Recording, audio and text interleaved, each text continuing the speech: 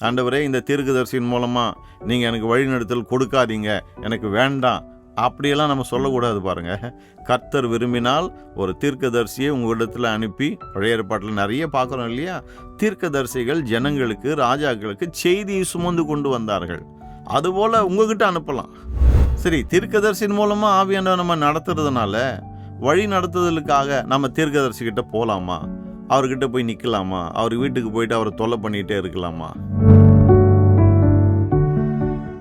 ரோமர் 8ஆம் அதிகாரம் 14ஆம் வசனத்தை நம்ம படிச்சுட்டு இருக்கோம். அந்த வசனம் என்ன சொல்கிறது? எவர்கள் தேவனுடைய ஆவியினாலே நடத்தப்படுகிறார்களோ அவர்கள் தேவனுடைய புத்திரராய் இருக்கிறார்கள்.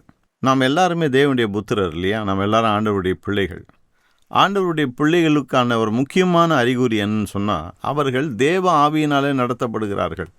என்னைக்கு நீங்களும் நானும் ரட்சிக்கப்பட்டோமோ அன்றைக்கே தேவ ஆவியானவர் நமக்குள்ளாக வந்து விடுகிறார். அது முதற்கொண்டு தேவ ஆவியானவர் நமக்குள்ளே வாசம் பண்ணி கொண்டு நம்மை வழி நடத்துகிறார் என்று வேதம் சொல்லுகிறது. அவர் பல விதங்களில் நடத்துகிறார். ஆனால் இங்கே பவுல் ரொம்ப எளிமையாக என்ன சொல்கிறாரு? தேவ ஆவியானவர் தேவபுத்திரரை நடத்துகிறார் அப்படின்றார். ஆவியானவர் எப்படியெல்லாம் நம்மை நடத்துகிறார்? The spirit leads through prophets. தீர்க்கதரிசிகள் மூலமாக அல்லது தீர்க்கதரிசிகளை கொண்டு ஆவியானவர் நடத்துகிறார் அப்படின்னு. இதில் இன்றைக்கி சில காரியங்களை நம்ம படிக்கணும் பாருங்கள். முதலாவது என்னன்னு சொன்னால், தீர்க்க தரிசன வரத்தை உடையவர்கள் எல்லாருமே தீர்க்கதரிசிகள் அல்ல. அல்லது இப்படியும் சொல்லலாம், தீர்க்க தரிசன வரம் ஒருத்தருக்கு இருக்கிறதுனால அவரை தீர்க்கதரிசி என்று சொல்லக்கூடாது. பாருங்கள், தீர்க்க தரிசன வரத்தை பெற்றவர் வேற, அவருடைய ஊழியம் வேற. தீர்க்கதரிசி வேற, அவருடைய ஊழியம் வேற. ஒரு சில வித்தியாசங்களை மட்டும் சொல்கிறோம் பாருங்கள். தீர்க்க தரிசன வரத்தை பெற்றவருடைய ஊழியத்துக்கும் தீர்க்கதரிசி செய்கிற ஊழியத்துக்கும் உள்ள வித்தியாசத்தை சொல்கிறோம் பாருங்கள். அது சொல்லும்போது உங்களுக்கு விளங்கிடும் பாருங்கள். அதில் முதலாவது அவங்களுடைய ஊழியத்தினுடைய நோக்கம், பர்பஸ். தீர்க்க தரிசன வரத்தை பெற்று இருக்கிறவர் அவருடைய ஊழியத்தின் நோக்கம் என்னென்னா பக்தி விருத்தி, புத்தி, ஆறுதல் உண்டாகிறது. ஆனால் தீர்க்கதரிசியின் ஊழியத்தினுடைய நோக்கம் என்னென்னா கரெக்ஷன், சீர்திருத்தல் உண்டாகிறது. தனிநபருக்கோ அல்லது அந்த ஒட்டுமொத்த திருச்சபைக்கோ அல்லது அவர் குறிப்பிட்ட தேசத்தில் தீர்க்கதரிசியாக இருந்தால் அந்த தேசம் முழுமையும் உள்ள கிறிஸ்தவர்களுக்கு அந்த தீர்க்க தரிசனம் வரும், ஒரு கரெக்ஷனை கொண்டு வரும், டைரக்ஷனை கொண்டு வரும். அது மட்டுமல்ல, அதன் விளைவாக திருச்சபையே வளர ஆரம்பிக்கும். நல்லா கவனிங்க, திருச்சபை, ஒட்டுமொத்த திருச்சபையும் வளருகிறது. இந்த தீர்க்க தரிசன வரம் இருக்கு இல்லையா, இந்த வரம் யார் யாருக்கெல்லாம் வேலை செய்யும்? யாருக்கு வேலை செய்யும்? யாருக்கு இந்த வரம் கிடைக்கும்னு பார்த்தீங்கன்னா, வேதமே சொல்லுது, நீங்கள் எல்லாரும் தீர்க்க தரிசனம் சொல்ல வேண்டும் என்று நான் விரும்புகிறேன் அப்படின்னு. அப்போது யார் வேண்டுமானாலும் இந்த வரத்தை விரும்பினால், ஜெபித்து கேட்டால் பெற்றுக்கொள்ள முடியும். யார் வேணாலும் பெற்றுக்கொள்ள முடியும். நீங்களும் பெற்றுக்கொள்ளலாம், நானும் பெற்றுக்கொள்ளலாம். நம்ம ஆண்டவர்கிட்ட கேட்கணும். ஏன்னா வசனம் சொல்லுது, தீர்க்க தரிசன வரத்தை நீங்கள் விரும்புங்கன்னு சொல்லுது. ஆகவே நம்ம விரும்பி கேட்டு பெற்றுக்கொள்ளலாம்.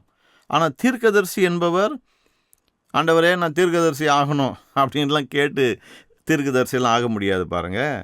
இது குறிப்பாக தேவன் ஒரு சிலரை இந்த ஊழியத்துக்காகவே அழைக்கிறார். அப்போ தீர்க்கதரிசன வரம் என்பது கேட்டு பெற்றுக்கொள்ளுகிற ஒன்று. ஆனால் தீர்க்கதரிசி என்பவர், ஆண்டவரே நான் தீர்க்கதரிசியாக மாறணும் அப்படின்னு கேட்கறதுனால ஆகிறது கிடையாது. கர்த்தரே ஒரு மனுஷனை தீர்க்கதரிசியாக தெரிந்து கொள்ளுகிறார். சரி, இப்போ தீர்க்க தரிசன வரத்தை உடையவர் அவருடைய ஊழியம் எதை ஃபோக்கஸ் பண்ணுதுன்னு சொன்னால், தனி நபர்கள் அல்லது குறிப்பிட்ட சூழ்நிலைகள், அந்த மாதிரி இடங்களில் தீர்க்க தரிசன வரத்தை உடையவர் ஊழியம் செய்கிறார். ஆனால் ஒரு தீர்க்கதரிசி பார்த்தீங்கன்னு சொன்னால், அவர் ஒரு தேசத்தில் இருக்கிறார்னா அந்த தேசத்துக்கே அவர் தீர்க்கதரிசியாக இருப்பார். சில நேரங்களில் உலகத்துக்கே தீர்க்க தரிசனம் சொல்லக்கூடிய ஒரு ஆளாக அவர் இருப்பார். கிறிஸ்தவ சமுதாயத்துக்கு தேவனுடைய வார்த்தையை அறிவிக்கிறவராக அவர் இருப்பார். ஆகவே இவங்களுடைய ஊழியம் வேற, ஒரு தீர்க்கதரிசனுடைய ஊழியம் வேற. இவங்களுக்குள்ள அதிகாரத்தை பார்த்தீங்கன்னா அதுலேயும் வித்தியாசமாக இருக்குது பாருங்கள். இது என்னென்னா, தீர்க்கதரிசன வரத்தை உடையவர் அந்த நேரத்தில் ஆவியானவர் அவருக்கு என்ன வெளிப்படுத்துகிறாரோ அந்த காரியத்தை சொல்லிட்டு போயிடுவார். அவர் சொல்லும்போது மற்றவர்கள் அதை நிதானிக்க வேண்டும் என்று வேதம் சொல்லுகிறது. உங்களுக்கு ஏதாவது தீர்க்க தரிசனம் வருதுன்னா நீங்கள் அதை நிதானிக்கணும். சபையில் யாராவது தீர்க்க தரிசனம் சொல்கிறாங்கன்னா அவர் சொல்கிறது எல்லாத்தையும் அப்படியே உள்வாங்கிக்கணும்னு கிடையாது. நீங்கள் அதை நிதானிக்க வேண்டும் என்று வேதம் சொல்லுகிறது. ஆனால் ஒரு தீர்க்கதரிசி பேசும்போது இது வேறு லெவல், இது ரொம்ப ஹை லெவல்னு சொல்லலாம் அல்லது ஹையஸ்ட் லெவல்னு சொல்லலாம். எந்த விதத்தில்? அவர் ஒரு ஓவர்சியர் மாதிரி இருக்கார் பாருங்க. ஒட்டுமொத்த திருச்சபைக்கும் தேவனுடைய வார்த்தையை கொடுக்கிற ஒரு ஓவர்சியர் மாதிரி இருக்கிறாரு. தேவனுடைய வார்த்தையை போதிக்கிற ஒருவராக இருக்கிறார். அது ரொம்ப முக்கியம். இவருடைய தலையாய கடமை என்னன்னா, தேவனுடைய வார்த்தையை பெற்று அந்த சமுதாயத்துக்கு, அந்த கிறிஸ்தவ சமுதாயத்துக்கு அந்த செய்தியை சொல்கிறவர், அந்த சமுதாயத்துக்கு தேவனுடைய வார்த்தையை அவர் போதிக்கிறவர். அப்போது ஒரு தீர்க்கதரிசியை பாருங்கள், அவருடைய தலையாய கடமை என்னன்னு சொன்னால், அவருடைய ஊழியம் மெயினாக யாருக்குன்னு சொன்னால், அந்த ஒட்டுமொத்த கிறிஸ்தவ சமுதாயத்துக்கு. அது ஒரு குறிப்பிட்ட நாடாக இருக்கலாம், உலகத்தில் உள்ள எல்லா கிறிஸ்தவங்களாக இருக்கலாம், எல்லாருக்குமே அவர் ஊழியம் செய்கிறார், எல்லாருக்குமே அவர் வசனத்தை போதிக்கிறார். ஆனால் தீர்க்க தரிசன வரத்தை பெற்றவர்கள் அப்படி கிடையாது பாருங்கள். அப்போது ஒரு தீர்க்கதரிசி என்பவர், இப்போ நம்ம தீர்க்கதரிசியின் மூலமாக கர்த்தர் நம்மை நடத்துகிறார், அதானே படிச்சுட்டு இருக்கோம்.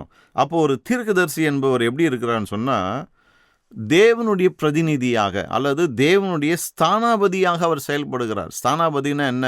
அவர் ஓனாக எதுவும் பேச முடியாது. ஒரு தேசத்தினுடைய ஸ்தானாபதினா அந்த நாட்டினுடைய விருப்பம் என்னவோ, அந்த நாடு என்ன கன்வே பண்ண விரும்புகிறதோ அதை மட்டும் சொல்லுகிறவர் தான் ஸ்தானாபதி. தான் இஷ்டத்துக்கெல்லாம் பேச முடியாது. அப்போ தீர்க்கதரிசியும் அந்த மாதிரி தான் பாருங்கள். அவர் தன்னுடைய சுய இஷ்டமாக எதையும் பேச முடியாது, எதையும் செய்ய முடியாது. பரலோக நாடு அவருக்கு என்ன செய்தியை கொடுத்து யாருக்கிட்ட சொல்லணும், எந்த நாட்டுக்கு சொல்லணும் அப்படின்னு சொல்லுகிறதோ அவர்களுக்கு மட்டுமே அவர் அந்த செய்தியை கன்வே பண்ணக்கூடிய ஒரு பிரதிநிதியாக, ஒரு அம்பாசிடராக அவர் இருக்கிறார். சரி, தீர்க்கதரிசியின் மூலமாக ஆவியானவர் நம்ம நடத்துறதுனால வழி நடத்துதலுக்காக நம்ம தீர்க்கதரிசிக்கிட்ட போகலாமா? அவர்கிட்ட போய் நிற்கலாமா? அவர் வீட்டுக்கு போயிட்டு அவரை தொல்லை பண்ணிகிட்டே இருக்கலாமா? அது கூடாது பாருங்கள். நம்மை வழிநடத்துவதற்காக தான் ஆவியானவர் நமக்குள்ளே இருக்கிறார். சரி, உள்ளே இருக்கிற ஆவியானவர் வழிநடத்த வேண்டியதானே? எதுக்கு தீர்க்கதரிசியின் மூலமாக நடத்தணும்? இதை தான் ஏற்கனவே சொன்னேன்.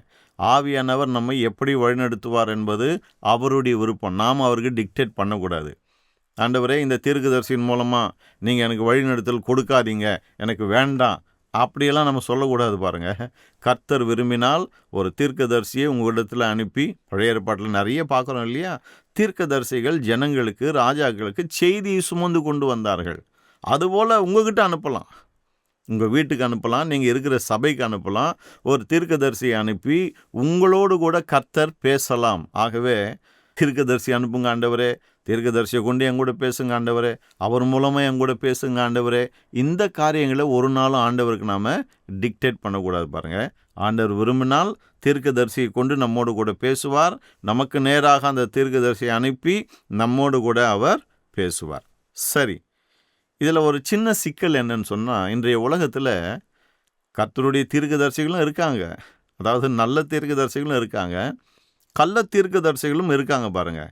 இவங்களை எப்படி ஐடென்டிஃபை பண்ணுறது ரொம்ப முக்கியம். ஏன்னா அவங்கள சரியாக நம்ம ஐடென்டிஃபை பண்ணலன்னு சொன்னால் பிறகு நல்ல தீர்க்கதரிசியா கள்ள தீர்க்கதரிசியான்னு தெரியாமல் அவங்க சொல்கிற எல்லாத்தையும் ஏற்றுக்கொண்டு அதன் அடிப்படையில் நம்முடைய வாழ்க்கையை அமைத்து கொள்ள முயற்சித்து கடைசியில் நம்முடைய வாழ்க்கையை ஒன்றும் இல்லாமல் நாசமாக போயிடும் பாருங்கள். ஆகவே நல்ல தீர்க்கதரிசி யார், கள்ள தீர்க்கதரிசி யார் என்பதை சில காரியங்களை கொண்டு நம்ம அடையாளம் கண்டுகொள்ளலாம். முதலாவது காரியம் சொல்கிறேன் பாருங்கள், கொஞ்சம் கவனிங்க. முதலாவது காரியம் என்னென்ன, ஒரு உண்மையான தீர்க்கதரிசி, நல்ல தீர்க்கதரிசி, மெய்யாகவே அவர் கர்த்தருடைய தீர்க்கதரிசி தான் சொன்னால் அவர் சொல்லுகிற வார்த்தைகள் நிறைவேறும். உபாகமம் 18ஆம் அதிகாரம் 20லேருந்து 22 வரைக்கும் நம்ம வாசிக்கலாம். அதை வாசிக்கிறேன், கவனிங்க. உபாகமம் 18 20லேருந்து 22 வாசிக்கிறேன். சொல்லும்படி நான் கட்டளையிடாத வார்த்தையை என் நாமத்தினாலே சொல்ல துணியும் தீர்க்கதரிசியும் வேறே தேவர்களின் நாமத்தினாலே பேசும் தீர்க்கதரிசியும் சாக கடவன். இங்கே கர்த்தர் தன்னுடைய தீர்க்கதரிசியை பற்றியும் பேசுகிறார், கள்ள தீர்க்கதரிசியை பற்றியும் பேசுகிறார் பாருங்கள். தன்னுடைய தீர்க்கதரிசி அவர் சொல்லாத வார்த்தையை பேசுனா அவனும் சாகணுன்றாரு. வேறு தேவர்களின் நாமத்தை கொண்டு பேசுகிற யாராவது தீர்க்க தரிசனம் சொல்கிறான்னா அவனும் சாக வேண்டும் என்று சொல்கிறார். பழைய ஏற்பாட்டில் இதை வாசிக்கிறோம். கர்த்தர் சொல்லாத வார்த்தை இன்னதென்று நான் எப்படி அறிவேன் என்று நீ உன் இருதயத்தில் சொல்வாயாகில். ஒருவேளை நீங்கள் யோசிக்கலாம், இது கர்த்தர் சொல்லாத வார்த்தைன்னு எப்படி எனக்கு தெரியும்? அதை தான் கர்த்தர் இங்கே சொல்கிறாரு. இது கர்த்தர் சொன்னாரா இல்லையா, எனக்கு எப்படி தெரியும் அப்படின்னு ஒரு கேள்வி உங்களுக்குள்ள இருந்ததுன்னா ஆண்டவர் சொல்கிறாரு பாருங்கள். ஒரு தீர்க்கதரிசி கர்த்தரின் நாமத்தினாலே சொல்லும் காரியம் நடவாமலும் நிறைவேறாமலும் போனால் அது கர்த்தர் சொல்லாத வார்த்தை. கர்த்தர் சொல்லாத வார்த்தை என்ன எப்படி நம்ம ஐடென்டிஃபை பண்ணுறது, அடையாளம் கண்டுகொள்வது? ஆண்டவர் சொல்கிறாரு, தீர்க்கதரிசி பேசினா அது நிறைவேறணும். அது நிறைவேறலன்னு சொன்னால் அந்த வார்த்தையை நான் சொல்லலை. அப்போ யார் சொன்னா அதை? அந்த தீர்க்கதரிசி அதை துணிகரத்தினால் சொன்னான். அவனுக்கு நீ பயப்பட வேண்டாம். என்ன அழகாக சொல்லி கொடுக்குறாரு பாருங்க. சில நேரத்தில் தீர்க்கதரிசிகள் துணிகரமாக பேசுகிறாங்க பாருங்கள். கர்த்தர் சொல்லாத வார்த்தைகளை துணிஞ்சு அவங்களே பேசுகிறாங்க, மாம்சத்தில் பேசிடுறாங்க. இங்கே துணிகரம் என்ற வார்த்தையை பார்க்குறோம் இல்லையா? துணிகரம் அப்படின்னா என்ன அர்த்தம்னா தலகணம்னு அர்த்தம், அல்லது கர்வம் கொண்ட ஒரு மனுஷன் அர்த்தம். அப்போது ஒரு தீர்க்கதரிசி கர்த்தர் சொல்லாத வார்த்தையை ஏன் சொல்கிறான்? ஏன்னா அவனுக்குள்ள ஒரு பெருமை, ஒரு மனம் மேட்டிமை, ஒரு கர்வம் வந்துடுது பாருங்க. தலகணம் வந்துடுது.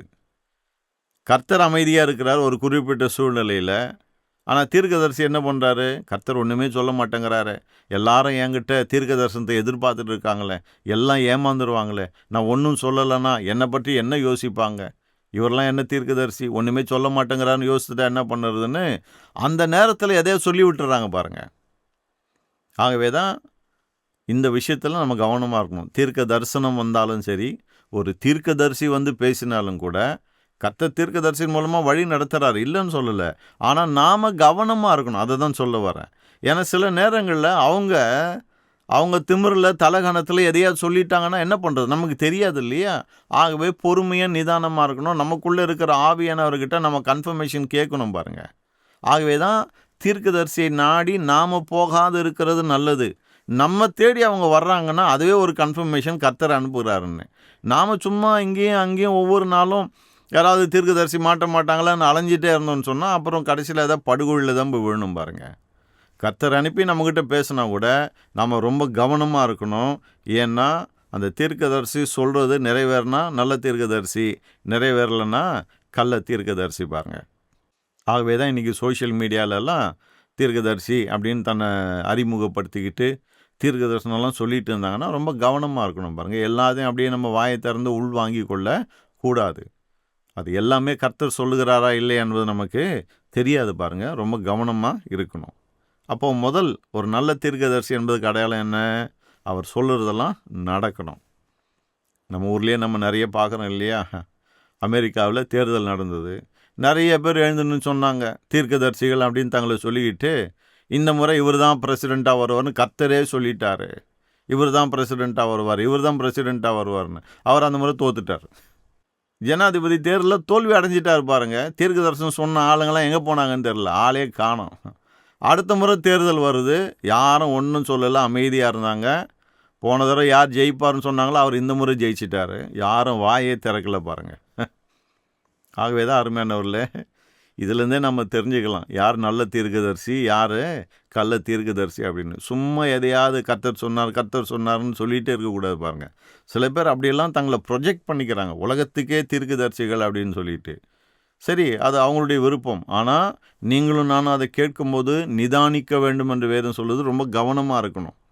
அவர் தீர்க்கதரிசி ஐயா, அவரே சொல்லிட்டாரு, அதை எப்படி நம்ம கேட்காம இருக்கிறது? இல்லை இல்லை இல்லை இல்லை அவர் ஒரு மனுஷன் மூலமாக கர்த்தர் பேசுகிறாரு. அவர் சரியாகவும் பேசலாம், சில நேரத்தில் தலகணம் பிடிச்சி எதையாவது கூட சொல்லலாம், நமக்கு தெரியாது.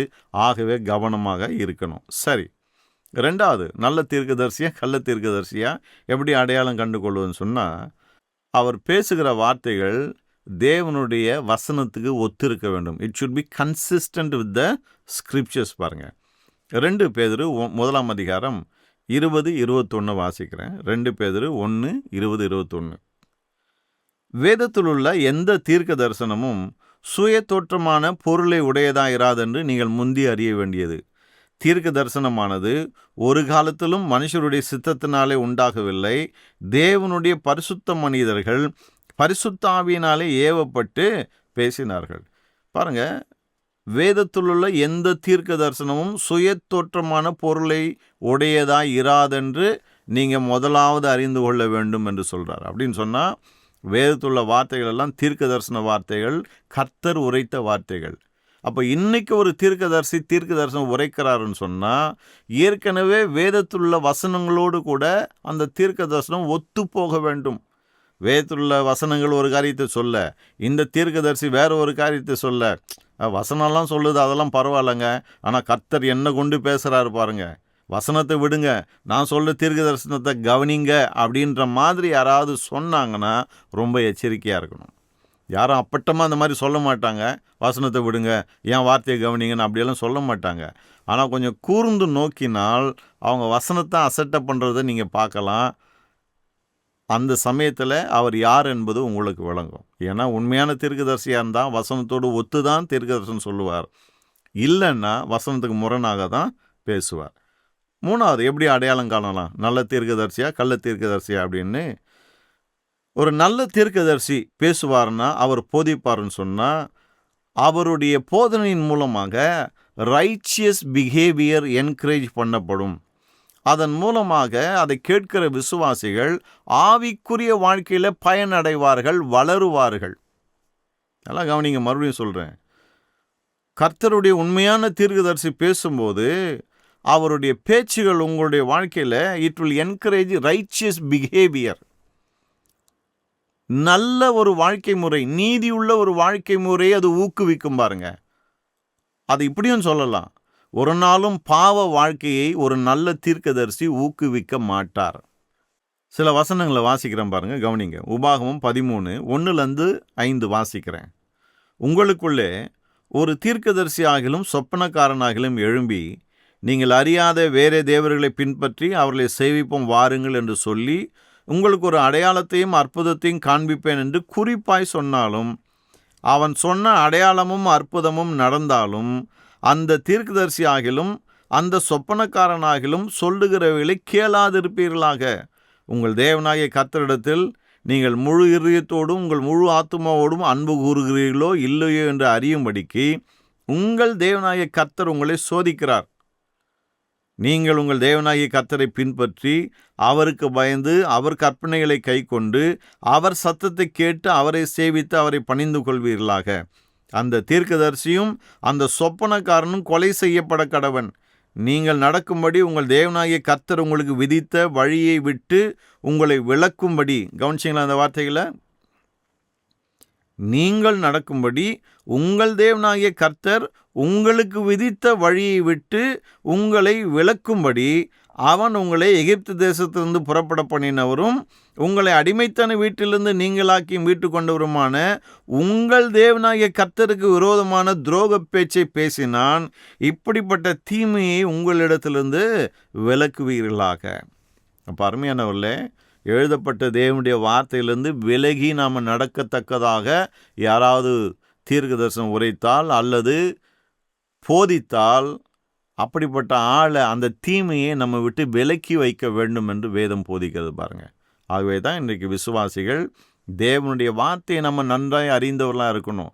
வார்த்தையை அறிந்து கொள்ளும்போது தான் யாராவது ஒருத்தர் ஏதாவது போதிக்கிறாரோ அல்லது தீர்க்க தரிசனமாக எதனா சொல்கிறாரோ, அப்படிப்பட்ட நேரங்களிலே இது கர்த்தருடைய வார்த்தைக்கு ஒத்து இருக்கா இல்லையா, என்னை நீதியின் பாதையில் நடத்துதா, ஒரு ரைச்சியஸ் பிஹேவியருக்குள்ளே கொண்டு போதான் நம்ம விழிப்பாக இருக்க முடியும் பாருங்கள். நிறைய நேரங்களில் பிரசங்க பீடத்தில் நின்றுட்டு நீங்கள் பாவம் செய்யலாம் ஓகே அப்படின்லாம் யாரும் பிரசங்கம் பண்ணுறதில்ல பாருங்கள். ஆனால் பல நேரங்களில் ரொம்ப சட்டிலாக இருக்கும் பாருங்கள். அது இதெல்லாம் ஓகே அப்படின்ற மாதிரி இருக்கும், அதெல்லாம் ஓகே அப்படின்ற மாதிரி இருக்கும். இந்த மாதிரியெல்லாம் இன்றைக்கு போதிக்கப்படுகிற இந்த 21ஆம் நூற்றாண்டில் கிறிஸ்தவ புல்பீட்லேருந்து அதெல்லாம் போதிச்சிட்டு இருக்காங்க பாருங்கள். நீதியின் வழியை போதிப்பதில்லை, நீதியின் வாழ்க்கையை போதிப்பது கிடையாது. எப்படி வேணால் வாழ்ந்துக்கலாம், அதில் என்ன இருக்குது? ஆண்டவர் கிருபை உள்ளவர், எத்தனை முறை பாவம் செஞ்சாலும் மன்னிக்கிறார், ஆகவே பாவம் செஞ்சுக்கிட்டே இருக்கலான்ற மாதிரிலாம் போதிக்கிறாங்க. அப்படியே சொல்கிறது கிடையாது. ஆனால் அவங்களுடைய பிரசங்கத்தை கேட்கும்போது அப்படிப்பட்ட ஒரு எண்ணம் தான் நமக்குள்ளாக வருகிறது. ஆனால் உண்மையான தீர்க்கதரிசி போதிக்கும்போது நாம் நீதியின் வழியில் நடக்க வேண்டும் என்று நமக்கு போதிக்கிறான். அந்த உணர்வு நமக்குள்ளே மேலோங்கி நிற்கு. யாராவது உங்களுக்கு வசனத்தை போதிக்கிறாங்களா? அப்போது நீதியின் உணர்வு உங்களுக்குள்ளே மேலோங்கணும், நீதியின் பாதையில் நடக்கணுன்ற ஆசை மேலோங்கணும் பாருங்கள். எப்படி வேணால் வாழலாம் பரவாயில்ல அப்படின்ற ஒரு எண்ணம் உங்களுக்குள்ளே வருதுன்னு சொன்னால் அப்படிப்பட்ட போதனைகளுக்கு தயவு செய்து செவி கொடாதிருங்கள். நல்ல போதகர், கள்ள போதகர், நல்ல தீர்க்கதரிசி, கள்ள தீர்க்கதரிசி யார் என்பதை அடையாளம் காணக்கூடிய அளவுக்கு நாம் இருக்க வேண்டும். சரி, இப்போ எரேமியா 23 வாசிக்கிறேன். எரேமியா 23. சமாரியாவின் தீர்க்கதரிசிகளிலோ மதிக்கேட்டை கண்டேன். பாகாலை கொண்டு தீர்க்க தரிசனம் சொல்லி இஸ்ரவேல் என்னும் என் ஜனத்தை மோசம் போக்கினார்கள். இவங்க பாருங்க, கர்த்தருடைய வார்த்தையை தீர்க்க தரிசனமாக சொல்லல, பாகாலின் வார்த்தைகள் அப்படின்றார் ஆண்டவரே. எருசலேமின் தீர்க்கதரிசிகளிலும் திடுக்கிடத்தக்க காரியத்தை காண்கிறேன். ஒரு கூட்டம் பாகாலை கொண்டு தீர்க்க தரிசனம் சொல்லுது. இங்கே எருசலேமில் சில தீர்க்கதரிசிகள் இருக்காங்களாம். அவங்கக்கிட்ட கர்த்தர் சொல்றாரு, திடுக்கிடத்தக்க காரியத்தை பார்க்குறேன் அப்படின்னு. என்னது அது?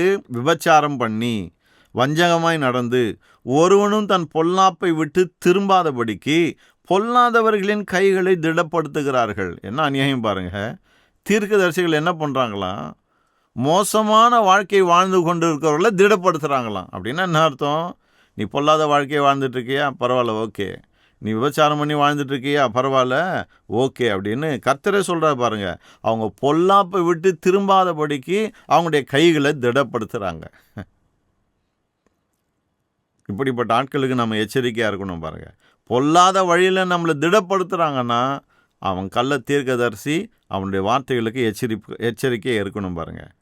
அவர்கள் எல்லாரும் எனக்கு சோதமை போலும் அதன் குடிகள் குமராவை போலும் இருக்கிறார்கள். ஆதலால் சேனைகளின் கர்த்தர் தீர்க்கதரிசிகளை குறித்து, இதோ நான் அவர்களுக்கு புசிக்க எட்டியையும் குடிக்க பிச்சு கலந்த தண்ணீரையும் கொடுப்பேன். எருசலேமின் தீர்க்கதரிசிகளிலிருந்து மாயமானது தேசமெங்கும் பரம்பிற்று என்று சொல்லுகிறார். இவன் எருசலேமில் உட்காந்து நான் கர்த்தருடைய வார்த்தையை தீர்க்க தரிசனமாக சொல்கிறேன், கர்த்தருடைய வார்த்தையை போதிக்கிறேன்னு இவன் பேசுகிற வார்த்தைகள் நாடு முழுக்க பரவுது. நாடு முழுக்க வார்த்தை பரவுதுன்னு பார்த்தா மாயம் பரவுகிறது, மாய்மாலம் பரவுகிறது, ஏமாற்றம் பரவுகிறது, பாவம் பரவுது பாருங்க. தீர்க்கதரிசின்னு பேரை வச்சுட்டு இருக்கிறான். ஆனால் வாயை திறந்து பேசினான்னா நீதி பரவுவதற்கு பதிலாக அநீதியும் அக்கிரமும் பாவமும் தேசம் முழுக்க பரவுகிறது. இதெல்லாம் அறிகுறிகள் பாருங்கள், யார் நல்ல தீர்க்கதரிசி, யார் கள்ள தீர்க்கதரிசி அப்படின்னு. இப்போ 16ஆம் வசனம் கவனிங்க. எரேமியா 23 வாசிச்சுட்டு இருக்கேன். எரேமியா 23:16 கவனிங்க. உங்களுக்கு தீர்க்க தரிசனம் சொல்லுகிற தீர்க்கதரிசிகளின் வார்த்தைகளை கேளாதிருங்கள். அவர்கள் உங்களை வீண் பெருமை கொள்ளும்படி செய்கிறார்கள். கர்த்தருடைய வாக்கை அல்ல, தாங்கள் யூகித்த தரிசனத்தை சொல்லுகிறார்கள் என்று சேனைகளின் கர்த்தர் சொல்லுகிறார். என்ன அழகாக கர்த்தர் சொல்லி கொடுக்குறார் பாருங்க. இந்த தீர்க்கதரிசிகளின் பேச்செல்லாம் கேட்காதீங்க. ஏன்னா நீங்கள் வீண் பெருமை கொள்ளும்படி உங்களுக்கு ஏற்ற மாதிரி இதமான வார்த்தைகளை பேசுகிறாங்க. நான் சொல்கிற வார்த்தைகளை பேசலை பாருங்கள். அவங்க கர்த்தரை சொல்கிறார், கர்த்தருடைய வாக்கை அல்ல, தாங்கள் யூகித்த தரிசனத்தை சொல்லுகிறார்கள். அதாவது அவங்களே கற்பனையில் ஏதோ ஒன்று யூகித்து கொண்டு அந்த காரியங்களை பேசுகிறாங்கன்றாரு. 17ஆம் வசனம் கவனிங்க.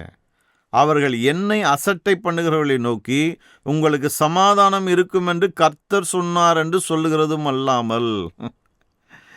கள்ள தீர்க்கதரிசி எப்படி அடையாளம் காணுறது? ஒரு கள்ள போதகனை, ஒரு கள்ள பிரசங்கியாரை எப்படி அடையாளம் காண்றது?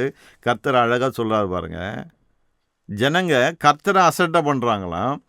இப்படி கர்த்தரை அசட்டை பண்ணுற மக்களை நீதியின் பாதையில் திருப்புறதுக்கு பதிலாக இவங்க என்ன போதிக்கிறாங்க? உங்களுக்கு சமாதானம் அப்படின்னு என்ன அர்த்தம்? நீங்கள் நல்லா இருப்பீங்க. இன்றைக்கி கிறிஸ்தவ உலகம் அந்த பிரசங்கத்தை தானே விரும்புது. நீங்கள் நல்லா இருப்பீங்க, நீங்கள் ஆசீர்வாதமாக இருப்பீங்க, உங்களுக்கு ஒரு குறையும் இருக்காது.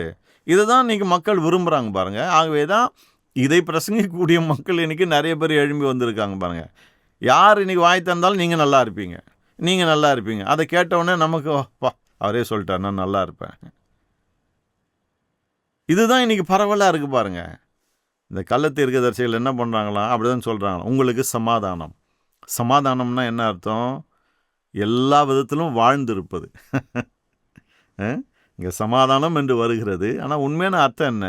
எல்லா விதத்திலும் வாழ்ந்திருக்கிறது. குடும்ப வாழ்க்கை நல்லா இருக்கும், வேலை நல்லா இருக்கும், தொழில் நல்லா இருக்கும், வருமானம் நல்லா இருக்கும், எல்லாத்துலேயும் நீங்கள் நல்லா இருப்பீங்க. அதை தான் சுருக்கமாக இன்றைக்கி சொல்கிறாங்க, நீங்கள் நல்லா இருப்பீங்க, நீங்கள் வாழ்ந்திருப்பீங்க, நீங்கள் நல்லாவே இருப்பீங்க அப்படின்றாங்க. யாரை பார்த்து சொல்கிறாங்க? வசனத்தை, கர்த்தரை அசட்டை பண்ணுறவங்கள பார்த்து இப்படி சொல்கிறாங்களாம் பாருங்க. கர்த்தர் அதை அருவருக்கிறார் பாருங்க. வசனத்தை அசட்டை பண்ணுறவனை பார்த்து, அப்போ வசனத்தை அசட்டை பண்ணாத, கர்த்தருடைய வார்த்தையை கேளுன்னு தானே சொல்லணும். இவங்க என்ன சொல்கிறாங்க? நீ நல்லா இருப்பப்பா, நீ சௌக்கியமாக இருப்ப. அடுத்தது கர்த்தர் சொல்கிறா பாருங்க, தங்கள் இருதயத்தின் கடினத்தில் நடக்கிற யாவரையும் நோக்கி உங்கள் மேல் பொல்லாப்பு வராதென்றும் சொல்லுகிறார்கள். சமாதானம் நல்லா இருப்பீங்கன்றாங்க. அடுத்தது என்ன? இருதயத்தின் கடினம்னு சொன்னால் மறுபடியும் தங்களுடைய சுய இஷ்டத்தில் வாழ்கிறவர்கள், கர்த்தரையும் அவருடைய வார்த்தையும் அசட்டை பண்ணி தாங்கள் விரும்பின விதத்தில் வாழ்கிறவர்கள். அதான் இருதயத்தின் கடினத்தில் நடக்கிறவர்கள். அவங்கள பார்த்து என்ன சொல்கிறாங்களாம்? உங்களுக்கு ஒரு பொல்லாப்பும் வராது. மறுபடியும் இதே தான், நல்லா இருப்பீங்க, நல்லா இருப்பீங்க. துன்மார்க்க வழியில் நடக்கிறீங்களா? நல்லா இருப்பீங்க. கர்த்தரை மதிக்காமல் இருக்கீங்களா? நல்லா இருப்பீங்க. ஏன்னா நீங்களாம் கிறிஸ்தவங்கள்ல, நல்லா இருப்பீங்க. கர்த்தர் சொல்கிறாரு, பொல்லாப்பில் ஒருத்தன் நடக்கிறான்னு சொன்னால், ஒருத்தன் வழி விலகி போயிட்டு இதய கடினத்தில் நடக்கிறான்னு சொன்னால், அவனுக்கு பொல்லாப்பு நேரிடக்கூடிய ஒரு வாய்ப்பு இருக்குது. அதை தான் தீர்க்கதரிசி சொல்லணும்ப்பா. கர்த்தருக்கு முன்பதாக உன் வழிகளை சீர்படுத்து, கர்த்தருடைய பிள்ளைன்னு சொல்லிக்கிட்டு இவ்வளோ தறிக்கட்டு ஓடுறியே, கவனமாக இரு, பொல்லாப்புனுக்கு வராதபடிக்கு ஒழுங்காக இரு அப்படின்னு சொல்லணும் பாருங்கள். ஆனால் இவங்க என்ன சொல்கிறாங்களாம்? உனக்கு சமாதானம், உனக்கு ஒரு பொல்லாப்பும் வராது, நீ நல்லா இருப்ப, சுகமாக இருப்ப, எல்லா நன்மைகளையும் பெற்று வாழ்வாய், இப்படி தான் பேசிகிட்டு இருக்காங்க பாருங்கள். ஆகவே அருமையானவர்களே, கள்ள தீர்க்கதரிசிகளை எப்படி அடையாளம் காண்பது? 3வது காரியம் சொன்னேன் இல்லையா? கள்ள தீர்க்கதரிசிகள் நீதியை போதிக்க மாட்டாங்க. அதனால் உங்களுக்கு ஆவிக்குரிய, அவங்களுடைய பிரசங்கத்தின் மூலமாக உங்களுக்கு ஆவிக்குரிய நன்மை உண்டாகாது. ஆனால் நல்ல தீர்க்கதரிசிகள் நீதியை கற்றுத்தருவார்கள். அவங்களால் ஆவிக்குரிய வாழ்க்கையில் உங்களுக்கு பிரயோஜனம் உண்டாகிறது என்று நாம் பார்க்குறோம். சரி, 4வது ஒரு அடையாளம் நல்ல தீர்க்கதரிசிகளுக்கும் கள்ள தீர்க்கதரிசிகளுக்கும். அது என்னன்னு சொன்னால், A true prophet's life will reflect the divine call. ஒரு உண்மையான தீர்க்கதரிசியினுடைய வாழ்க்கையை பார்த்தீங்கன்னா, அவனுடைய வாழ்க்கையே அந்த மனுஷனுடைய வாழ்க்கையில் தேவனுடைய அழைப்பு இருக்கிறது என்பதை காண்பிக்கும் பாருங்கள். இவர் தேவனால் அழைக்கப்பட்டவரா இல்லையான்னு போய் தோண்டி துருவிலாம் பார்க்க தேவையில்லை. அந்த மனுஷனுடைய வாழ்க்கையை பார்த்தாலும் விளங்கிடும் பாருங்கள். ஒரே ஒரு வசனத்தை வாசிக்கிறேன். ஏசாயா 28:7 வாசிக்கிறேன் பாருங்கள். ஆனாலும் இவர்களும் திராட்சை ரசத்தால் மயங்கி மதுபானத்தால் வழி தப்பி போகிறார்கள். ஆசாரியனும் தீர்க்கதரிசியும் மதுபானத்தால் மதிமயங்கி திராட்சை ரசத்தால் விழுங்கப்பட்டு சாராயத்தினால் வழி தப்பி தீர்க்க தரிசனத்தில் மோசம் போய் நியாயம் தீர்க்கிறதில் இடறுகிறார்கள். கள்ள தீர்க்கதரிசிகள் எப்படி இருப்பாங்கன்னு கர்த்தர் இங்கே சொல்கிறாரு பாருங்கள். நல்லா தண்ணி அடிச்சிட்டு உருண்டு புரண்டுன்னு இருக்கிறாங்களாம். ஆனால் நல்ல தீர்க்கதரிசிகள் அப்படி இருக்க மாட்டாங்க. அப்போது ஒரு மனுஷனுடைய வாழ்க்கை அவன் நல்ல தீர்க்கதரிசியா கெட்ட தீர்க்கதரிசியா என்பதை காமிச்சிடும் பாருங்கள். தேவனுடைய அழைப்பு அவன் வாழ்க்கையில் இருக்குன்னு சொன்னால் அந்த தீர்க்கதரிசியுடைய வாழ்க்கையே காண்பித்து விடும். ஏன்னா அந்த வாழ்க்கையில் மாயமானம் இருக்காது, பொய் இருக்காது, புரட்டு இருக்காது, இந்த மாதிரி தண்ணி அடிச்சிட்டு கீழே விழுந்து உருண்டு புரண்டு இப்படியெல்லாம் ஒன்றும் இருக்காது பாருங்கள். என்னெல்லாம் சொல்கிறாரு பாருங்கள். திராட்சை ரசத்தால் மயங்கி மதுபானத்தால் வழி தப்பி போகிறாங்க, மதுபானத்தால் மதிமயங்கி திராட்சை ரசத்தால் விழுங்கப்பட்டு சாராயத்தினால் வழி தப்பி. அப்போது ஒரு மனுஷன் தன்னை தீர்க்கதரிசி அப்படின்னு சொல்லிக்கிறான்னா அவனுடைய வாழ்க்கையை கவனிக்கணும் பாருங்கள். இந்த மாதிரியெல்லாம் இருக்கிறான்னா, அல்லது அவனை பார்க்கும்போதே இவன் கர்த்தருடைய தீர்க்கதரிசி, அந்த அழைப்பை பெற்றவன் என்று சொல்ல முடிகிறதா? கவனமாக இருக்கணும் பாருங்கள். ஆகவே தான் நம்ம ஊரில் இருக்கிறவங்களுக்கெல்லாம் லெட்டர் எழுதி போட்டுக்கூடாது. ஏன்னா அவங்க எப்படி வாழுகிறார்கள் என்று உங்களுக்கு தெரியாது இல்லையா? நீங்கள் மெட்ராஸில் இருப்பீங்க, கோயம்புத்தூரில் ஒருத்தர் நான் தான் தீர்க்கதரிசின்னு சொல்லின்னு இருப்பார். உடனே லெட்டர் எழுதிடாதீங்க. அவருக்கு உங்களை பர்சனலாக தெரியுமா? உங்களை அவருக்கு பர்சனலாக தெரியுமா? தெரியாது இல்லையா? இந்த மாதிரி ஒரு வேளை ஏசாயா 28:7 சொல்லுது இல்லையா? திராட்சை ரசத்தால் மயங்கி சாராயத்தினால் வழி தப்பி இப்படியெல்லாம் சொல்லுது. அப்படிப்பட்ட ஒரு ஆளாக இருந்தால் உங்களுக்கு எப்படி தெரியும்? ஆகவே தான் எச்சரிக்கையாக இருக்கணும். ஆகவே தான் பாருங்கள், கர்த்தர் ஒவ்வொரு விசுவாசிக்கும் ஒரு சபையை கொடுத்துருக்கிறார். அந்த சபையில் ஒரு போதகரை கொடுத்துருக்கிறார். நான் பல முறை சொல்கிறத இன்றைக்கும் சொல்கிறேன். கர்த்தர் உங்களுக்கு கொடுத்த போதகரை ஒரு நாளும் அசட்டை பண்ணிவிட்டு இவர்கிட்ட போகலாமா அவர்கிட்ட போகலான்னு அப்படி நினைக்கவே நினைக்காதீங்க. உங்களை வழிநடத்துவதற்காக தான் போதகர்களை கொடுத்துருக்கிறார். அதுக்காக தான் வார வாரம் கர்த்தருடைய வார்த்தையை போதிக்கிறாங்க. உங்களுக்கு இடையில் ஏதாவது பிரச்சனை ஆலோசனை வேணும்னா தாராளமாக அவங்ககிட்ட போகலாம். அதுக்கு நீங்கள் இவர் தீர்க்கதரிசனம்லாம் சொல்கிறாருங்க, நல்லா சொல்கிறாருன்னு கேள்விப்பட்டேன்னு அங்கே லெட்டர் எழுதி போடாதீங்க. ஒரு 500-1000 கிலோமீட்டர் ட்ராவல் பண்ணி அங்கே போகாதீங்க. அவர் யார் எவருன்னு உங்களுக்கு தெரியாது. அவர் வேறு மாதிரி ஆளாக இருந்தால் என்ன பண்ணுவீங்க? ஆகவே தான் அருமையானவர்களே, எச்சரிக்கையாக இருக்கணும். 5வது என்னன்னு சொன்னால், ஒரு உண்மையான தீர்க்கதரிசின்னு சொன்னால் அவன் இயேசு தேவன் என்பதை அங்கீகரிப்பான். 1 யோவான் 4ஆம் அதிகாரம் முதல் 3 வசனங்களில் அதை வாசிக்கிறோம். அதை நான் வாசிக்க விரும்பல, அதை அப்புறம் எடுத்து வாசித்து பாருங்கள். அடுத்தது என்னென்ன, 6வது வித்தியாசம் என்னன்னு சொன்னால், அந்த மோட்டிவேஷன், உள்நோக்கம். ஒரு தீர்க்கதரிசி தீர்க்கதரிசனம் உரைக்கிறாருன்னு சொன்னால், அல்லது வசனத்தை போதிக்கிறாரு, இது கர்த்தருடைய வார்த்தை, இதை போதிக்கிறேன்னு சொல்கிறாருன்னா, எதன் அடிப்படையில் அல்லது என்ன உள்நோக்கத்தோடு கூட அது செய்கிறார்? What is the motivation? அதை கவனிக்கணும் பாருங்கள். பைபிளில் நம்ம நிறைய வாசிக்கிறோம். போதகர்களுக்கே பேதுரு என்ன சொல்கிறாரு? இழிவான ஆதாயத்தை இச்சித்து நீங்கள் ஊழியம் செய்யாதீங்க அப்படின்றாரு.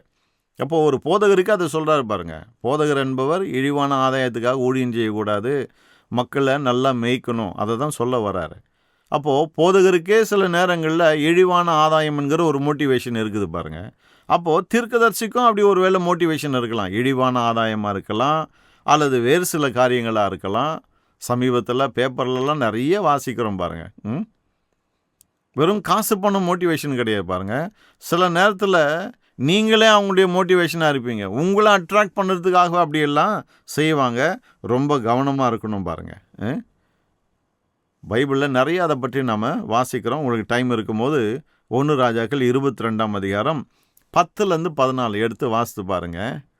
இந்த மோட்டிவேஷன் ரொம்ப முக்கியம். அப்போது ஒருவர் தீர்க்கதரிசனம் உங்களுக்கு உரைக்கிறாருன்னு சொன்னால், அந்த மோட்டிவேஷனை கொஞ்சம் கவனிங்க. என்ன உள்நோக்கத்தோடு கூட அவர் தீர்க்கதரிசனம் சொல்லுகிறார்?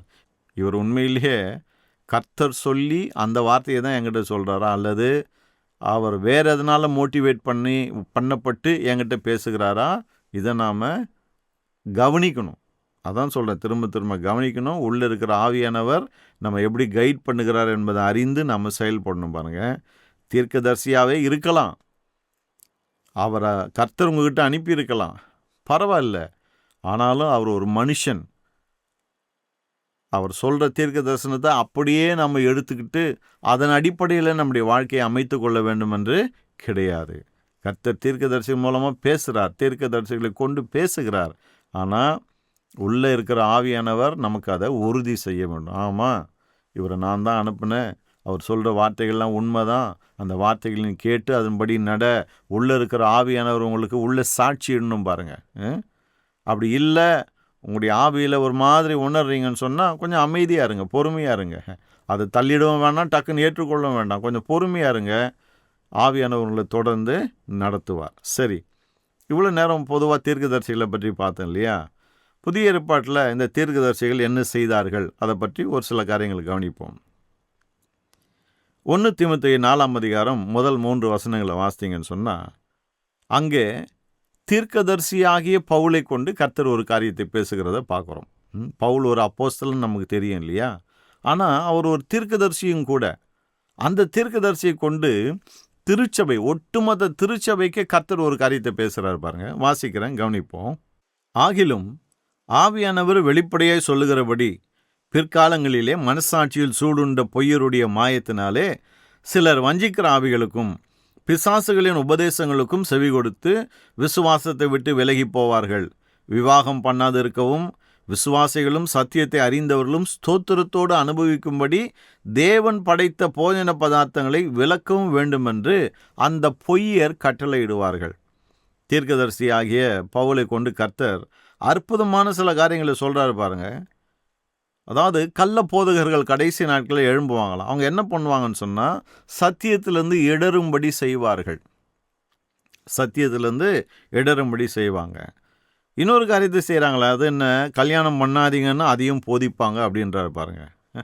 3வது சொல்கிறாரு, ஒரு சில போஜன பதார்த்தங்களை நீங்கள் சாப்பிடக்கூடாது என்று உங்களுக்கு விலக்கி வைப்பார்கள். இதெல்லாம் யார் செய்வாங்களாம்? பொய்யர் என்று சொல்கிறாரு பாருங்க. இப்போ பாருங்கள், கல்யாணம் பண்ணக்கூடாது என்று சொன்னாலுமே அதை பொய்யர், பொய் பேசுகிறவங்க தான் அதை போதிப்பாங்க அப்படின்னு சொல்கிறாரு பாருங்க.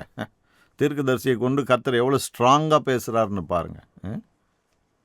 இப்போ நீங்கள் கல்யாணம் பண்ணாமல் வாழணும்னு நீங்கள் நினச்சிங்கன்னா செய்யலாம்.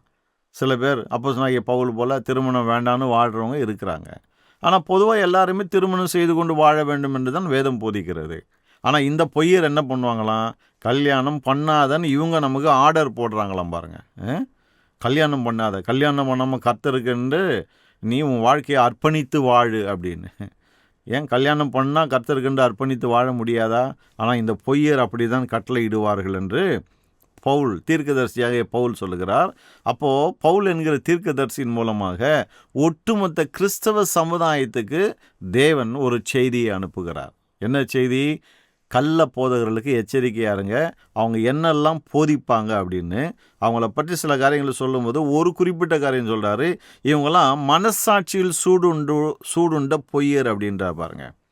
மனசாட்சியில் சூடுண்ட பொய்யர், மனசாட்சியே இல்லாதவங்க. ஆகவே அவங்க எதை வேணால் பேசுவாங்க. மனசாட்சிக்கு பயந்தவனாக இருந்தால் ஓரளவுக்கு கடவுள் பயம் இருக்கு, எதையாவது நல்லதை பேசுவான். இவங்க மனசாட்சி செத்தவங்க, மனசாட்சி சூடுண்டவர்கள். ஆகவே இஷ்டத்துக்கு பேசுவாங்க. அவங்களுக்கு என்ன வேணுமோ அதை அடைவதற்கு உங்களுக்கு எதை வேண்டுமானாலும் சொல்லுவார்கள், எதை வேண்டுமானாலும் போதிப்பார்கள். இவங்கெல்லாம் கள்ள போதகர்கள்னா சாதாரண ஆட்கள் கிடையாது, மனசாட்சியே இல்லாதவங்க, மனசாட்சியில் சூடுண்ட பொய்யர், பிசாசின் உபதேசங்களுக்கு செவி கொடுக்கிறவர்கள், விசுவாசத்தை விட்டு விலகி போனவர்கள். இவங்க விசுவாசிகளுக்கு போதிப்பாங்க.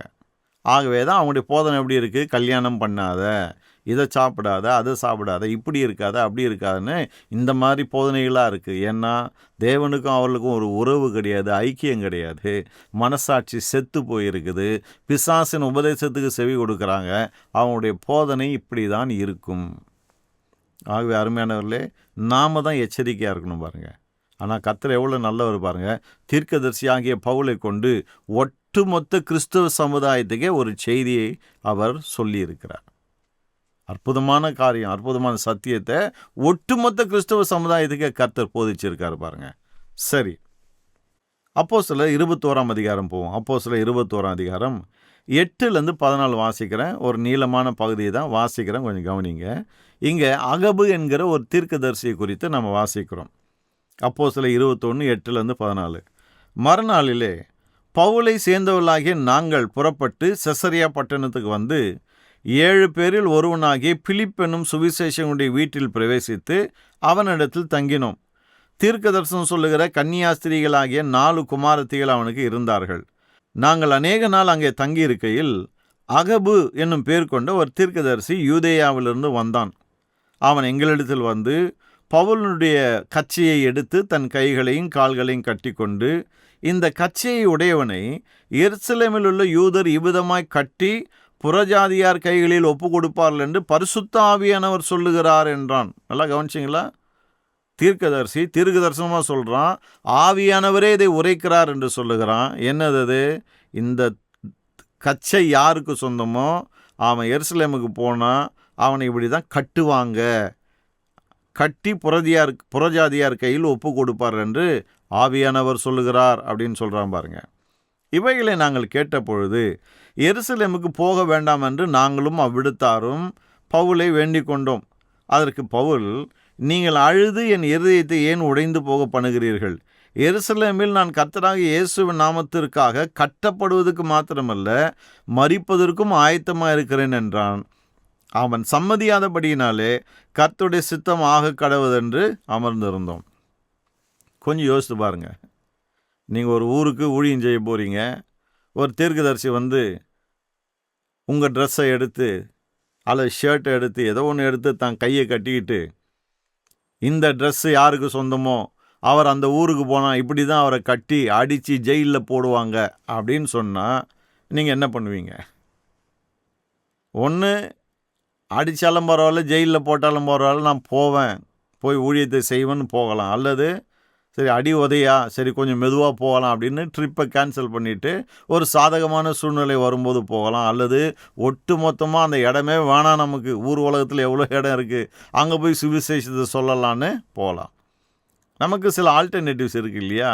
அந்த மாதிரி தான் பவுலுக்கு இருந்தது பாருங்க.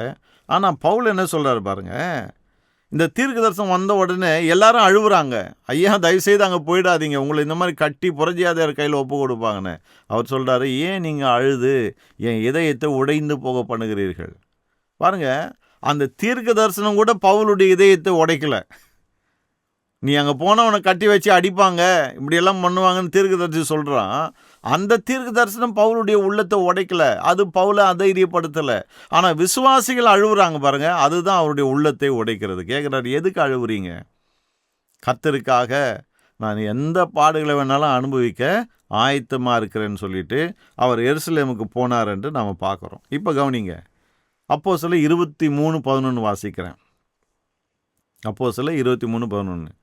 அதாவது எருசலேமில் பவுல் போயிட்டாரு. அங்கே அவர் சில பிரச்சனைகளுக்கு உள்ளானார். அன்று ராத்திரியிலே கர்த்தர் பவுலின் அருகே நின்று, பவுலே திடன்கொள், நீ என்னை குறித்து எருசலேமில் சாட்சி கொடுத்தது போல ரோமாவிலும் சாட்சி கொடுக்க வேண்டும் என்றார். இங்கே என்னதான் நடக்குது? அகபு சொல்கிறான், ஆவியானவர் சொல்கிறாரு, இந்த ட்ரெஸ்ஸை உடையவன் அங்கே போனான்னா இந்த மாதிரி கட்டி ஒப்பு கொடுப்பாங்க அப்படின்னு சொல்லிட்டு. இவர் சொல்கிறாரு, இல்லை கண்டிப்பாக நான் போவேன் அப்படின்னு. போய் அங்கே ஊழியம் செய்கிறார். அதன் பிறகு பிரச்சனைகள் நடக்குது. அவரை பிடிச்சி ஜெயிலில் போடுறாங்க. கர்த்தர் அவர் அருகே வந்து நின்று பேசுகிறார் பாருங்க. என்ன சொல்கிறார் தெரியுமா? பவுலே பயப்படாதே. ஆவியானவர் தானே சொன்னார் அங்கே போனால் பிரச்சனை வரும்னு சொல்லிட்டு. அப்போ ஏன் பவுல் இங்கே வந்தார்? அங்கே போனால் உனக்கு பிரச்சனைன்னு ஆவியானவர் மூலமாக அந்த தீர்க்க தரிசனம் வந்தபோது பவுல் அதுக்கு செவி கொடுக்கல. ஏன்னா அந்த தீர்க்க தரிசனம் உனக்கு அங்கே போனால் பிரச்சனைன்னு சொன்னதே தவிர நீ அங்கே போகாதன்னு சொல்லலை. நல்லா கவனிங்க, மறுபடியும் சொல்கிறேன். அகபு மூலமாய் வந்த தீர்க்க தரிசனம் பவுலே நீ அங்கே போனால் உனக்கு பிரச்சனைன்னு சொன்னதே தவிர நீ அங்கே போகாதன்னு சொல்லலை பாருங்க. அப்போது போகிறதும் போகாததும் பவுல் கையில் தான் இருக்குது. போனால் பிரச்சனை தான், அவர் போகாமல் கூட இருக்கலாம்.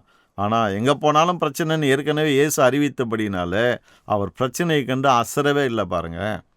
ஆகவே அருமையானவர்களே, இங்கே நம்ம ஒரு காரியத்தை தெளிவாக புரிஞ்சுக்கணும். அது என்னன்னு சொன்னால், இப்படி தீர்க்க தரிசனம் சொல்லுகிறவர்கள், அதாவது தீர்க்கதரிசிகள் தீர்க்க தரிசனம் சொல்லும்போது அவங்க சொல்லுகிற வார்த்தைகளை நல்லா உன்னிப்பாக கவனிக்கணும் பாருங்க. போனால் பிரச்சனைன்னு சொல்கிறாரு, ஆனால் போகாதன்னு சொல்லலை. நல்லா கவனிங்க. போனால் பிரச்சனைன்றாரு, ஆனால் போகாதன்னு சொல்லலை. அப்போது நாம் தான் தீர்மானம் எடுக்கணும். ஏன்னா ஏற்கனவே ஆண்டவர் நம்மக்கிட்ட பேசியிருப்பார். ஏற்கனவே நம்மக்கிட்ட என்ன பேசினாரோ அதன் அடிப்படையிலே நாம் தீர்மானங்கள் எடுக்க வேண்டும். அப்போது அந்த அகபு தீர்க்கதரிசிக்கு வந்தது வெறும் ஒரு ரெவலேஷன் பாருங்கள். பவுலுக்கு என்ன நடக்க போகிறது என்ற ஒரு வெளிப்பாடு. ஆனால் அது கைடன்ஸ் கிடையாது, வழிநடத்துதல் கிடையாது. பவுலே நீ அங்கே போகாதன்னு அப்படி கைட் பண்ணலை பாருங்கள். அங்கே போனால் என்ன நடக்கும் என்ற ஒரு வெளிப்பாடு வந்தது. பல நேரங்களில் தீர்க்கதரிசனம் சொல்லுகிறவர்கள் தீர்க்கதரிசிகள் இப்படி தான் பேசுவாங்க பாருங்கள். கர்த்தர் உங்களை ஊழியத்துக்கு அழைக்கிறார் அப்படின்வாங்க. கர்த்தர் உங்களை முழு நேர ஊழியத்துக்கு அழைக்கிறார் பிரதர் அப்படின்வாங்க. அதை கேட்டுட்டு நாம் தான் கவனமாக இருக்கணும். நாம் தான் ஆண்டவர்கிட்ட போய் கேட்கணும், ஆண்டவரே என்னை முழு நேரம் ஊழியத்துக்கு அழைக்கிறீங்களா? நான் இந்த நல்ல வேலையை செஞ்சிட்ருக்கேன், நீங்கள் கொடுத்த வேலை ஆண்டவரே, இந்த வேலையை ரிசைன் பண்ணிவிட்டு வரணுமா? எப்போ நான் ரிசைன் பண்ணணும்? நாளைக்கு ரிசைன் பண்ணணுமா? அல்லது நீங்கள் சொல்கிற வரைக்கும் நான் வெயிட் பண்ணணுமா? இதெல்லாம் நம்ம ஆவியானவர்கிட்ட போய் கேட்கணும் பாருங்கள். கர்த்தர் உன்னை முழு நேரம் ஊழியத்துக்கு அழைக்கிறான்னு சொல்லிட்டாரு, நாளைக்கே வான்னு சொல்லலையே, அடுத்த மாதம் வான்னு சொல்லலையே, ஒரு வருஷம் கழிச்சு வான்னு சொல்லலையே, ஒன்றுமே சொல்லலை. முழு நேர ஊழியத்துக்கு அழைக்கிறார் அப்படின்னு சொல்லிட்டார், அவ்வளோதான். ஆனால் அந்த அழைப்பு எப்போ வரும் தெரியாது. ஆகவே தான் பவுலை போல் நாமளும் எச்சரிக்கையாக இருக்கணும் பாருங்கள். முழு நேர ஊழியத்துக்கு கர்த்தர் அழைக்கிறேன்னு சொல்லிட்டாரு, என் வேலையை நான் ரிசைன் பண்ணிட்டு வந்துடுறேன்ட்டு அடுத்த நாளே ரிசைன் பண்ணிவிட்டு வந்துடக்கூடாது பாருங்கள். ஆவியானவர்கிட்ட கேட்டிங்களா? ஆவியானவரே முழு நேர ஊழியத்துக்கு நான் அழைச்சிருக்கீங்க, நான் எப்போ வருது, என்னிலேருந்து முழு நேர ஊழியத்துக்கு வருது? ஆவியானவர் உங்களை கைட் பண்ணுறாரா? அந்த தீர்க்கதரிசி சொன்னது ஒரு ரெவலேஷன், அவ்வளோதான், ஒரு வெளிப்பாடு வந்திருக்கு. அவர் உங்களை கைட் பண்ணலை, அவருக்கு வந்த வெளிப்பாட்டை சொல்லியிருக்கிறாரு. கைட் பண்ணுறது ஆவியானவர் தான் பாருங்கள். ஆவியானவர் நினச்சிருந்தா அவர் மூலமாகவே சொல்லியிருக்கலாம்ப்பா, இன்னும் ஒரு வருஷம்தான், அதன் பிறகு நீ வேலையை ரிசைன் பண்ணிவிட்டு நீ முழு நேர ஊழியத்துக்கு வந்தன்னு அப்படியும் ஆவியானவர் சொல்லலாம். ஆனால் ஆவியானவர் சொல்லலை. ஏன் சொல்லலை? உங்களுடைய முழு இருதயமும் ஆவியானவரை நம்பி இருக்க வேண்டும், அந்த தீர்க்கதரிசியை நம்பி இருந்துடக்கூடாது. ஏன்னா எல்லாத்தையும் அவர் சொல்லிட்டாருன்னு நாளைக்கு அவர் பின்னாடியே போயிடுவீங்க அப்படியே. இது மனுஷனுடைய இயல்பு தானே. ஆகவே தான் கர்த்தர் எல்லாத்தையும் சொல்கிறதில்ல பாருங்கள். ஒரு வெளிப்பாடு வருது, அந்த வெளிப்பாடு வந்தோடனே நாம் தான் கவனமாயிடணும். ஆண்டவரே இந்த வெளிப்பாட்டை குறித்து நீங்கள் என்ன சொல்கிறீங்க? இது எப்போ நான் செய்யணும், எப்படி நான் செய்யணும், எனக்கு அதையும் சொல்லி கொடுங்க ஆண்டவரேன்னு நம்ம கேட்கும்போது நமக்குள்ளே வாசம் பண்ணுகிற ஆவியானவர் துல்லியமான வழி நடத்துதல் கைடன்ஸை நமக்கு கொடுத்து நம்மை நடத்துகிறார். ஆமென்.